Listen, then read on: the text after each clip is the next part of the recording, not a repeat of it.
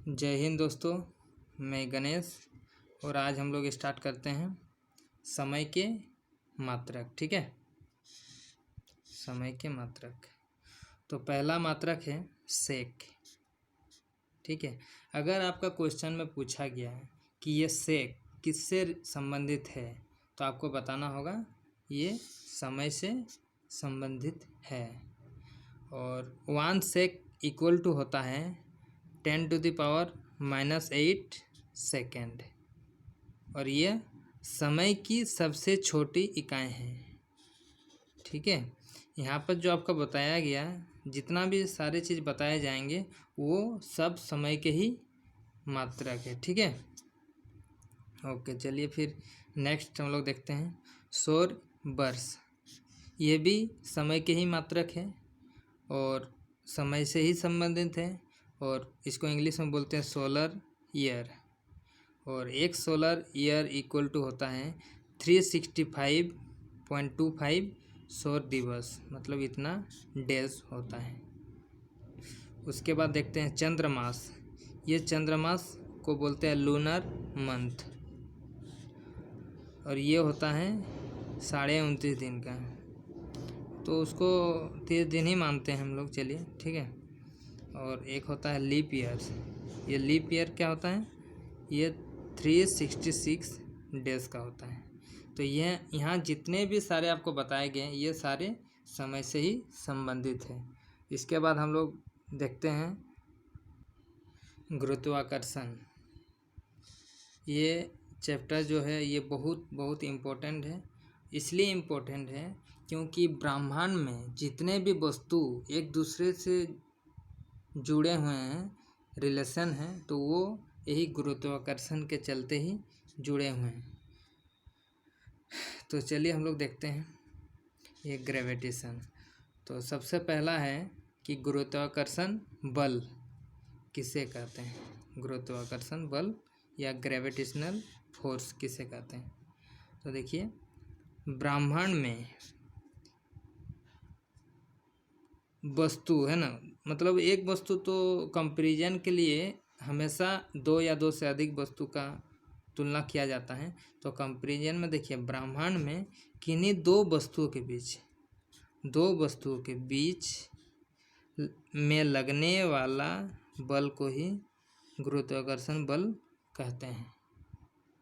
समझे, मतलब गुरुत्वाकर्षण बल ब्रह्मांड में लगने वाला किन्हीं दो वस्तुओं के बीच में जो बल लगता है उसी को बोलते हैं गुरुत्वाकर्षण बल।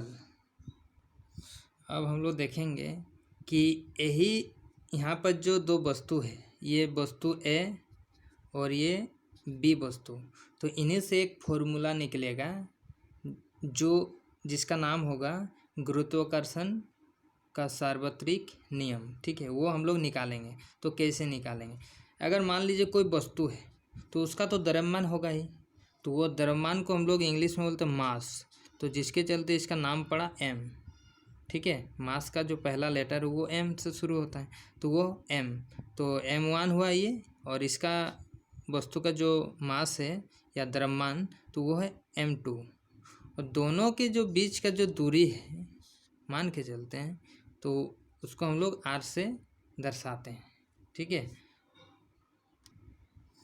फिर जो अभी फॉर्मूला निकलेगा वो है न्यूटन का गुरुत्वाकर्षण का सार्वत्रिक नियम।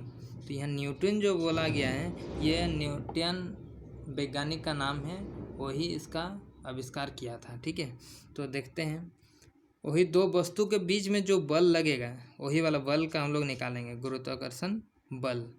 तो वो डायरेक्टली प्रोपोर्शनल, मतलब समानुपात होता है किसका, जो m1 और m2, यहाँ पर मिस्टेक हो गया है, यहाँ m2, ठीक है, m2 होगा, m1 और m2 के गुणनफल के इक्वल होगा। और वही बल जो व्युत्क्रम होगा, मतलब इन्वर्सली प्रोपोर्शनल, वो दूरी के स्क्वायर का व्युत्क्रम होगा। ठीक है, उसके बाद देखिए यहाँ बता दिए हैं कि M1 और M2 क्या है। ये देखिए द्रव्यमान है, दो वस्तु के द्रव्यमान है, और R जो है ये वस्तु के बीच की दूरी है। फिर यही फॉर्मूला को मतलब एक साथ जोड़ते हैं तो ये डायरेक्टली प्रोपोर्शनल मतलब समानुपात M1 और M2 होगा, और इन्वर्सली प्रोपोर्शनल R² मतलब दूरी के स्क्वायर के बराबर होगा। जब इसको ये जो साइन है, ये साइन को जब हम लोग बराबर में तोड़ते हैं तो यहाँ पर एक नियतांक लगाया जाता है। तो यहाँ पर जो नियतांक लगाया गया है ये कैपिटल G है, और इसी को बोलते हैं हम लोग गुरुत्वाकर्षण नियतांक। और इसका जो वैल्यू होता है मैथमेटिकल वैल्यू तो होता है ये 6.67 इंटू 10⁻⁻11 न्यूटन मीटर स्क्वायर पर kg²। ठीक है। अब हम लोग देखेंगे जो इसको ये यूनिट जो यहाँ लिखे हैं वो किस आधार पर हम लोग यहाँ लिखे हैं। तो देखिए यहाँ पर किस आधार पर लिखे हैं। ये जी है। जी को एक कांस्टेंट एक साइड में रख दिए, ठीक है। उसके बाद सबको बराबर के दूसरे साइड में हम लोग ले गए। तो यहाँ देखिएगा करके तो उस जो फॉर्मूला निकलेंगे वो है F² वाटा M1 M2। यहीं से वो ये जो मात्रक है ये मात्रक निकला हुआ है। देखिए यहाँ F है तो न्यूटन है, और R है, R मतलब दूरी, तो यहाँ पर मीटर स्क्वायर है, बटा यहाँ M1 M2 है, 2 M है इसलिए kg² हुआ। और यहाँ पर बोल रहा है कि G ये सार्वत्रिक नियतांक इसको कहते हैं, और ये जो दो वस्तुओं के बीच में हमेशा कांस्टेंट होता है मतलब नियत होता है। दो वस्तुओं के बीच हमेशा नियत होता है। और यहाँ जो आपको बताया गया है न्यूटन के गुरुत्वाकर्षण का सार्वत्रिक नियम, ये क्या करता है एक्चुअली में, इसका काम क्या है। यह बल हमें पृथ्वी से बांधे रखता है। अगर ये बल अगर नहीं होता है तो हम लोग गिर जाते हैं, समझे। मतलब हम लोग पृथ्वी के ऊपर में ना है, पृथ्वी के एकदम जस्ट ऊपर में, मतलब सब तरफ से ये जो बांधा हुआ है हम लोग ऊपर में हैं, तो ये गुरुत्वाकर्षण बल के चलते ही ये संभव है। फिर देखिए सेकंड में क्या बोल रहा है। चंद्रमा पृथ्वी के चारों ओर गति करता है, तो इसका कारण भी यही है गुरुत्वाकर्षण बल। ठीक है। अब हम लोग जानेंगे गुरुत्व बल किसे कहते हैं। गुरुत्व बल तो देखिए पृथ्वी और अन्य वस्तु के बीच में जो आकर्षण बल लगेगा वो है गुरुत्व बल। ठीक है। पृथ्वी और अन्य वस्तु के बीच में जो आकर्षण बल काम करता है उसी बल को बोलते हैं हम लोग गुरुत्व बल। ठीक है। और अब देखेंगे हम लोग गुरुत्वीय त्वरण। ये बहुत इम्पोर्टेंट। ठीक है। मान लीजिए हम लोग कोई भी वस्तु को ऊपर की ओर फेंकते हैं, तो हम लोग देखिए ये पृथ्वी है, ये पृथ्वी है, हम लोग कहाँ बैठे हैं, ये ऊपर में है, चारों तरफ है हम लोग। ठीक है। तो मान लीजिए हम लोग कोई एक पत्थर को ऊपर की ओर फेंकते हैं, ठीक है, फेंक दिए। अब धीरे धीरे वो जा रहा है, तो त्वरण मतलब मंदन, जिसे मंदन कहते हैं। मान लीजिए फेंक दिए, कोई स्पीड से या कोई वेग से जा रहा है, वेलोसिटी से ऊपर की ओर जा रहा, तो वो धीरे धीरे होके स्लो होके वो जीरो हो जाएगा। ठीक है। फिर जीरो होने के बाद क्या होगा, वो नीचे की ओर जो वेग पकड़ेगा, धीरे धीरे बढ़ते हुए जाएगा उसका वेग। तो वेग में परिवर्तन हो रहा है, तो उसका मतलब है कि वहाँ त्वरण आया। ठीक है। तो यही बात आपको मैं बताना चाहता हूँ कि कोई भी वस्तु मुक्त रूप से अगर गिर रहा, मतलब स्वतंत्र अवस्था में वो गिर रहा है, तो उसका क्या कारण है? उसका कारण है कि वो गिर रहा, मतलब गुरुत्वाकर्षण बल के कारण गिर रहा है। हाँ, अब देखिए गुरुत्वाकर्षण जो बल के कारण जो उत्पन्न हो रहा है ना त्वरण, तो उसी को हम लोग बोलते हैं गुरुत्वीय त्वरण।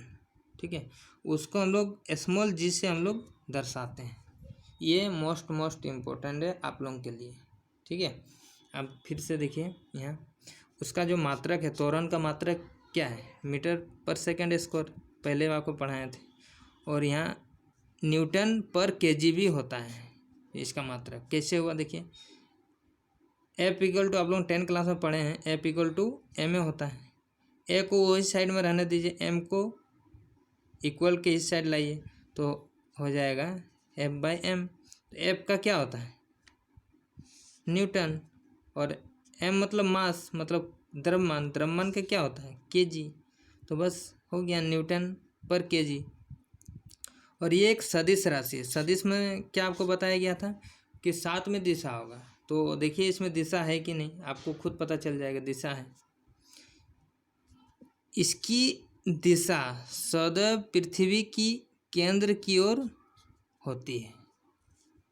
ठीक है, जो गुरुत्वीय त्वरण का जो दिशा होगा ये हमेशा पृथ्वी के केंद्र की ओर होगा। मान लीजिए ये पृथ्वी है, ये केंद्र है, तो हमेशा केंद्र की ओर। मान लीजिए इधर आप फेंकें ए साइड, तो आपको इधर ही आके गिरेगा, मतलब ये उन लोग के लिए ऊपर हो रहा है। ठीक है, ये पृथ्वी तो एक फुटबॉल की तरह है ना। ठीक है,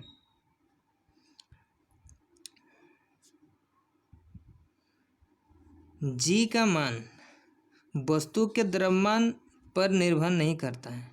जो जी का जो मान है, ये स्मॉल जी का मान है, वो वस्तु के द्रव्यमान पर निर्भर नहीं करता है। ये वस्तु के द्रव्यमान पर निर्भर नहीं करता। आपको यहाँ ध्यान देने वाली बात है, यहाँ मैंने बोला है वस्तु के द्रव्यमान पर निर्भर नहीं करता है। ठीक है, फिर यहाँ पर एक छोटा सा फॉर्मूला है, small G equal to capital G capital M R square. ये आपको याद रखने की ज़रूरत है, यही आपका आने वाला टाइम में काम देगा। ठीक है, तो जी क्या है? देखिए गुरुत्वाकर्षण नियतांक है। एम क्या है? पृथ्वी का द्रव्यमान है। पृथ्वी का जो द्रव्यमान है वो रख दीजिएगा, और ये जी का जो नियतांक का मान है वो रख दीजिएगा। फिर पृथ्वी के केंद्र से, आर जो है पृथ्वी के केंद्र से वस्तु की दूरी है। फिर से मैं आपको एक बार बता रहा हूँ कि जो जी का मान है ये वस्तु के द्रव्यमान पर निर्भर नहीं करता। वस्तु के द्रव्यमान को द्रव्यमान बोला है मैंने। ठीक है, ये पृथ्वी के द्रव्यमान नहीं है। ठीक है, फिर देखिए आगे, ये जो जी है पृथ्वी के द्रव्यमान तथा पृथ्वी के केंद्र से वस्तु की दूरी पर निर्भर करता है। ये तो फॉर्मूला में साफ साफ पता चल रहा है।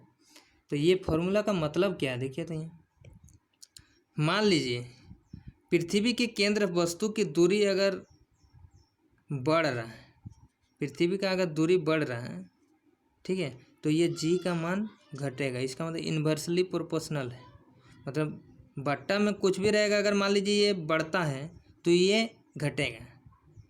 और ऊपर साइड में मतलब जी इक्वल टू जो ये है मास है, द्रव्यमान है, मतलब पृथ्वी का द्रव्यमान है। मान लीजिए ये बढ़ रहा है, पृथ्वी का द्रव्यमान बढ़ रहा है, तो उसमें जी का मान भी बढ़ेगा।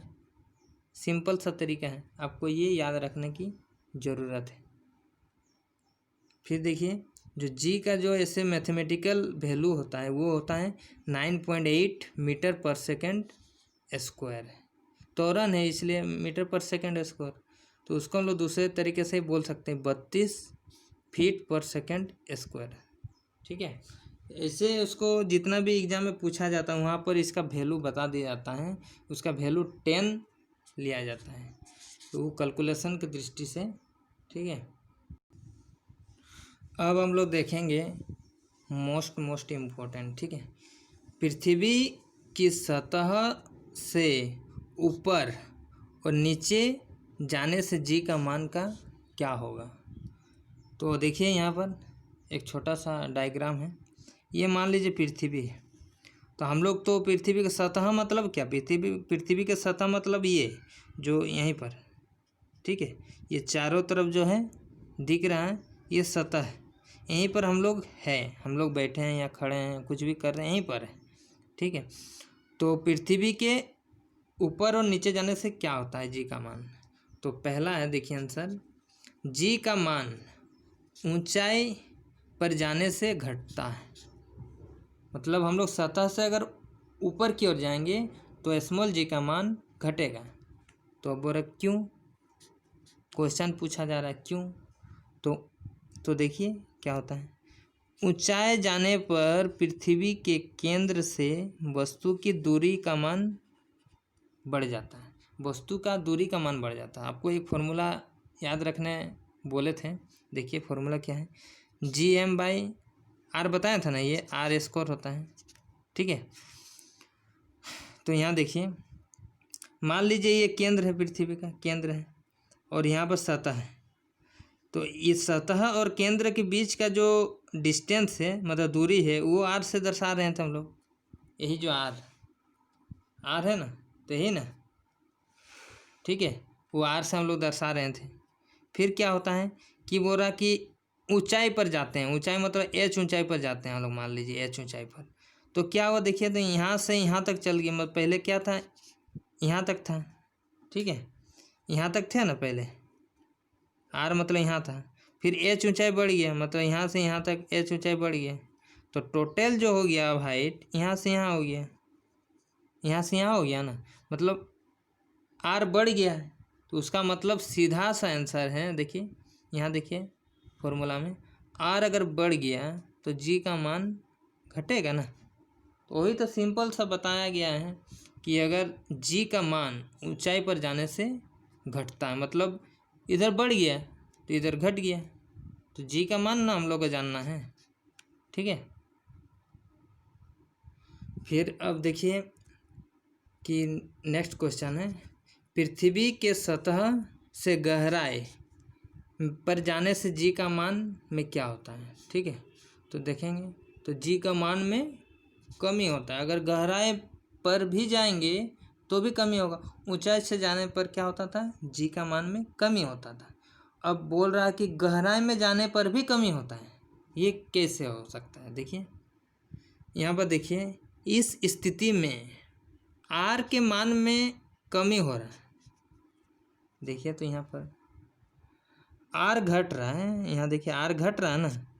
तो आपको बोलना चाहिए कि r तो घट रहा है सर, तो g तो बढ़ना चाहिए ना।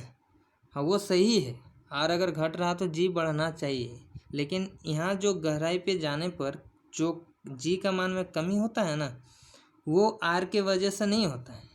तो किस वजह से होता है? तो देखिए कमी होती है, लेकिन गहराई में किसी स्थान पर पृथ्वी का जो द्रव्यमान है वो भी कम होता है। हाँ तो अब पता चल गया आपको कि अतः गहराई में द्रव्यमान की कमी के कारण जी का मान में कमी होता है।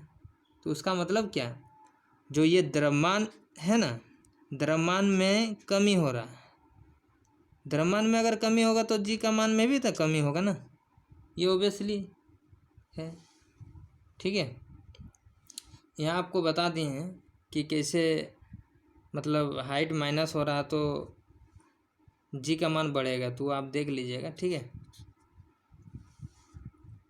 जो आपको इससे पहले जो बताए हैं वो m में कमी हो रहा, मतलब पृथ्वी का द्रव्यमान में कमी हो रहा।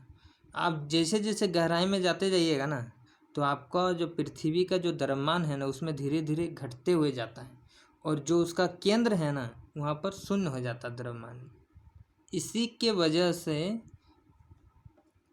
पृथ्वी के गहराई में जाने से जी का मान में कमी होता है। तो यहाँ साफ साफ लिख भी दिए हैं, देखिए पृथ्वी के केंद्र पर जी का मान शून्य होता है, ठीक है। फिर देखिए एक क्वेश्चन है, पृथ्वी के सतह से अनंत ऊंचाई पर जाने पर जी का मान शून्य होता है। क्यों होता है? क्योंकि r इन्फिनिटी हो जाता है, अनंत हो जाता है, इसके वजह से पृथ्वी के सतह से अनंत ऊंचाई पर जाएंगे तो जी का मान शून्य हो जाएगा। अब तक हम लोग जो देखें वो पृथ्वी के सतह से ऊंचाई और गहराई पे जाने पर हम लोग देखें। अब देखेंगे कि वो विषुवत रेखा भी तो होता है ना, विषुवत रेखा, ध्रुव, ठीक है। पृथ्वी पर जो विषुवत रेखा होता है ध्रुव, तो इसमें क्या संबंध है जी का। तो देखते हैं पहला जो क्वेश्चन है, जी का मान ध्रुव पर और विषुवत रेखा पर क्या होता है। तो यहाँ साफ साफ लिखे हैं, देखिए, पृथ्वी के सतह पर विषुवत रेखा से ध्रुव की ओर जाने पर जी का मान बढ़ता है। जी का मान क्या होगा, बढ़ेगा। किधर, विषुवत रेखा से अगर ध्रुव की ओर जाएंगे तो जी का मान बढ़ेगा। तथा ध्रुव पर महत्तम होता है, मतलब ध्रुव पर सबसे ज़्यादा होता है जी का मान। क्यों होता है, देखिए क्यों होता है, क्योंकि ध्रुव पर पृथ्वी थोड़ी चपटी होती है। चपटी होती है उसका मतलब क्या, आर में कमी हो गया है। तो उसका मतलब क्या होता है, आर का मान में कम हो गया। तो देखिए यहाँ पर आर का मान में अगर कम हो जाएगा तो जी बढ़ जाएगा। तो ध्रुव पर थोड़ा चपटी होता है तो आर का मान में घट गया। आर मतलब पृथ्वी के केंद्र से सतह तक का जो दूरी होता है उसी को बोलते हैं आर। तो आर में कमी हो गया, चपटा है इसके वजह से, तो जी क्या होगा, बढ़ गया। तो इसलिए जी महत्तम हो, मतलब सबसे ज़्यादा हुआ। सेकंड क्वेश्चन है, देखिए, ध्रुव से विषुवत रेखा की ओर जाने पर जी का मान घटता है। अगर ध्रुव है ना, ध्रुव पृथ्वी का ध्रुव है ना, यहाँ से विषुवत रेखा की ओर जाएंगे तो वो न्यूनतम मतलब घटते हुए जाएगा। और क्या होगा, देखिए विषुवत रेखा पर न्यूनतम होता है क्योंकि आर का मान बढ़ जाता है। यहाँ पर फिर से एक बार देखिए क्या होता है, ठीक है। ये पृथ्वी है, ये फुटबॉल के आकार की ये जो पृथ्वी, और यहाँ थोड़ा सा चैप्टा होता है और उसी को बोलते हैं ध्रुव। इधर एक ध्रुव होता है और इधर एक ध्रुव होता है, उत्तर में एक ध्रुव होता है और दक्षिण में एक ध्रुव होता है, ठीक है। और ये फुटबॉल के आकार का है। और ये जो विषुवत रेखा बीचों बीच गुजरता है, पृथ्वी का बीचों बीच, मतलब ये काल्पनिक रेखा है, मतलब हम लोग माने हैं एकदम पृथ्वी के बीचों बीच जो रेखा है, माना गया एक रेखा है, यहाँ कोई स्पेशल रेखा नहीं होता है, माना गया है, ये मनुष्य द्वारा माना गया रेखा है। तो एकदम पृथ्वी की ये बीचों बीच है, ये चारों तरफ इस टाइप से एकदम चारों तरफ है, ठीक है। अब यहाँ बात हो रहा है, देखिए यहाँ अब इस डायग्राम को ही याद रखिए, वो जो लिखे हैं उसको भूल जाइए आप। तो ये डायग्राम में देखिए क्या होता है, ये जो एरो की दिए हैं मतलब क्या, ये विषुवत रेखा है। विषुवत रेखा से अगर ध्रुव की ओर जाएंगे तो हम लोग का जी बढ़ता है, ठीक है। और ध्रुव से देखिए, तो यहाँ ध्रुव से विषुवत रेखा की ओर आएंगे तो जी घटता है। आपको एरो से पूरा समझा दिया गया है, ठीक है। इसी के साथ अपना क्लास ख़त्म करता हूँ। धन्यवाद।